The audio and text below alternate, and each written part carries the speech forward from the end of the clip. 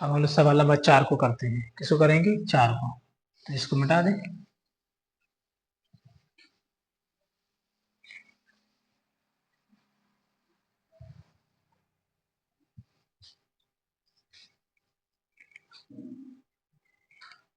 सवाल नंबर 4।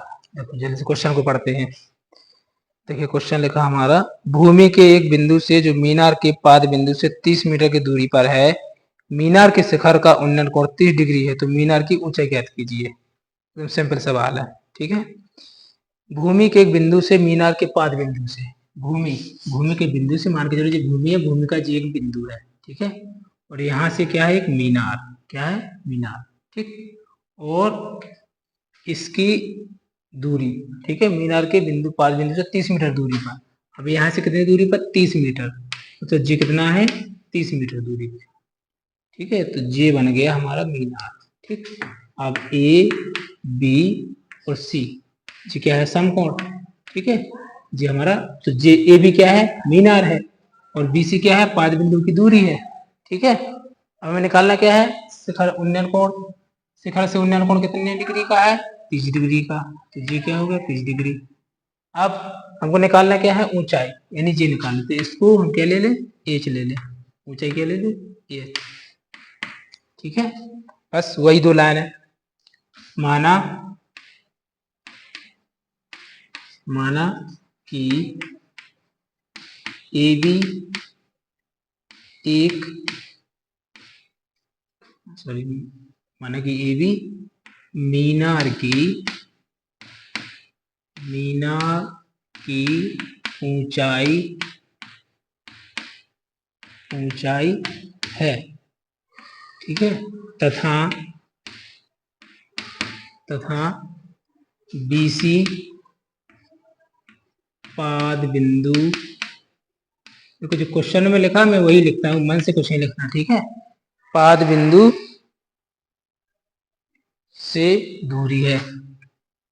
पाद बिंदु से दूरी, नहीं, पाद बिंदु की दूरी है।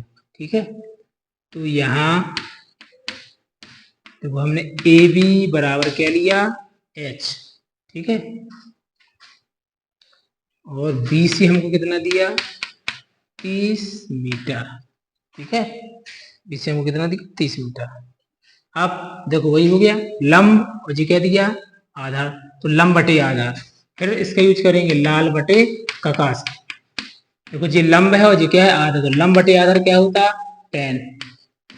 ठीक है, यानी 10 ए, और यहाँ पे सी है मतलब, और कोण कितना दिया? ए का मतलब कोण, तो कोण कितना दिया? 30। तो हम क्या लिखेंगे? 10 30।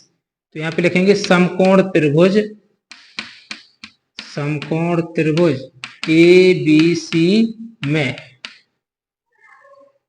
देखो क्या लिखेंगे? 10 30 डिग्री बराबर कितना आएगा? लंब बटे आधार। तो लंब क्या दिया? h, आधा कितना दिया? 30 मीटर। अब 10 30 का मान कितना होता? 1/√3 बराबर h बटे 30 मीटर। ठीक है, अब इसका गुणा यहाँ करेंगे, इसका यहाँ करेंगे, तो जो हो जाएगा 30 मीटर बराबर क्या हो जाएगा? √3h। अब जी कहाँ लगा? गुणा में, तो कहाँ जाएगा? भाग में। ठीक है, तो जो हो जाएगा, या इसको ऐसा भी लिख सकते हो, देखो, या √3h बराबर कितना? 30 मीटर। ठीक है, अब जी कहाँ लगा? गुणा में, तो कहाँ जाएगा? भाग में। तो h बराबर 30 मीटर बटे कितना? √3। अब √3 लिखा, तो इसका क्या करेंगे? परिमीकरण, यानी अंश और हर में √3 पे गुणा कर देंगे।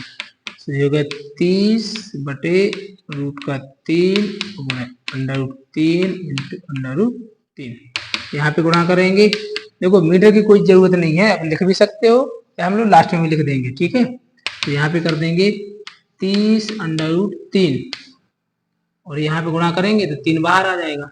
3 एकम 3 और 3 धम 30। तो देखो एस बराबर कितना आ गया? 10 √3। तो देखो मीनार की ऊंचाई कितनी होगी? मीनार की ऊंचाई होगी, अतः मीनार की ऊंचाई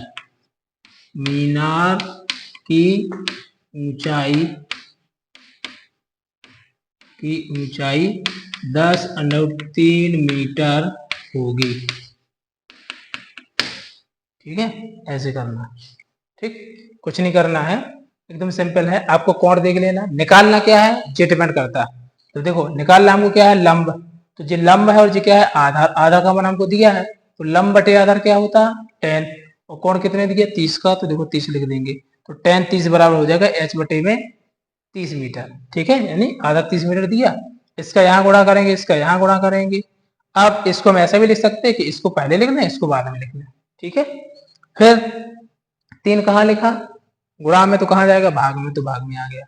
अब हर में क्या आ गया, रूट में संख्या आ गई। तो रूट में संख्या आती है तो हम क्या करते, उसको खत्म करना पड़ता। तो खत्म करने का एक ही तरीका होता कि √3 का ऊपर नीचे क्या करो, गुणा।